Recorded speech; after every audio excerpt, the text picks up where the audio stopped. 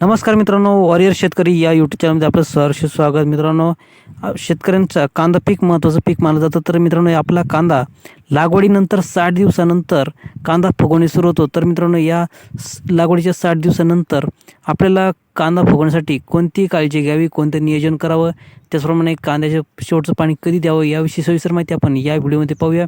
त्यापूर्वी चॅनलवर नवीन असाल तर प्लीज चॅनल सबस्क्राईब करा, लाईक करा, शेअर करा. तर पाहूया सविस्तर माहिती.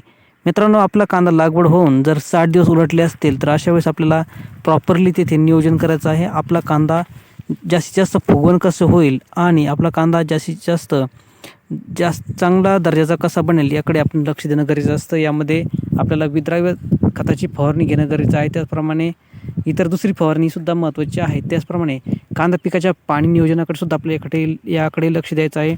मित्रांनो, ज्यावेळेस आपला कांदा 60 दिवसाच्या पुढे जातो तर अशा वेळेस आपल्याला जे काही आपण दाणेदार रासायनिक खत देतो तर ते पूर्ण बंद करायचं आहे. मित्रांनो, कुठल्याही 60 दिवसानंतर रासायनिक खत द्यायचे नाही.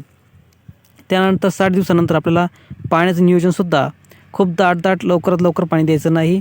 थोडं अंतराने 15 दिवसाच्या गॅपने आपल्याला कांदा पिकासाठी पाणी द्यायचं आहे. मित्रांनो, 60 दिवसाच्या आत आपल्याला काय ते दोन्ही खताचे डोस आपल्याला देऊन घ्यायचे आहेत.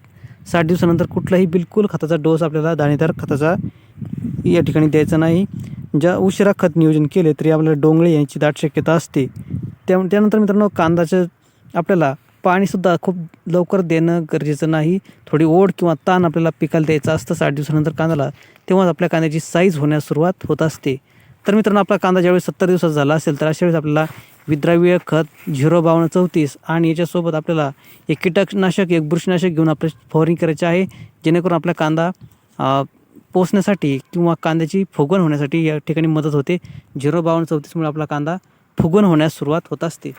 त्यानंतर मित्रांनो, आपला कांदा ज्यावेळेस 90 दिवसाचा झाला असतो तर अशा वेळेस आपल्याला 0050 आणि बोरॉन या दोन घटकांची फवारणी घेणं गरजेचं आहे. 0050 या विद्राव्य खतामध्ये आपल्याला मुबलक प्रमाणात पोटॅश असतो, जेणेकरून आपल्या कांद्याची फुगवण होण्यास मदत करत असते. आणि बोरॉनमुळे आपल्या कांद्याला चकाकी कलर येत असतं, चांगले दर्जाचा चमक या ठिकाणी कांद्याला येत असते. तर हे दोन्ही फवारणी आपल्याला 90 दिवसानंतर घ्यायचे आहे. त्याचप्रमाणे कांदा पिकाचे शेवटचं पाणी व्यवस्थापन आपल्याला 90 ते 95 या दिवसामध्ये आपल्याला कांद्याला शेवटचं पाणी देऊन घ्यायचं आहे. लागवडीपासून 90 ते 95 या दिवसामध्ये आपल्याला कांद्याचं शेवटचं पाणी तोडायचं आहे. त्यानंतर कुठलंही पाणी द्यायचं नाही. त्यानंतर आपल्याला कांद्याची 15 ते 20 दिवसात पुढील कांद्याची काढणी करून आपल्याला याची साठवण करायची असते. त्यामुळे कांद्याला शेवटचं पाणी हे 90 ते 95 या दिवसामध्ये देणं गरजेचं असतं. त्यानंतर कुठलंही पुढं पाणी द्यायचं नाही. जास्त उशिरा पाणी देत राहाल तर कांद्याची मूळसड होते. त्याचप्रमाणे कांदे सड होण्याची शक्यता असते. त्यामुळे कांद्याचं पीक 90 ते 95 दिवसातच आपलं पाणी द्यायचं आहे. मित्रांनो, ही होती छोटीशी कांद्याच्या पिकाविषयी अपडेट माहिती. व्हिडिओ आवडला असेल प्लीज चॅनल सबस्क्राईब करा, लाईक करा, शेअर करा. धन्यवाद.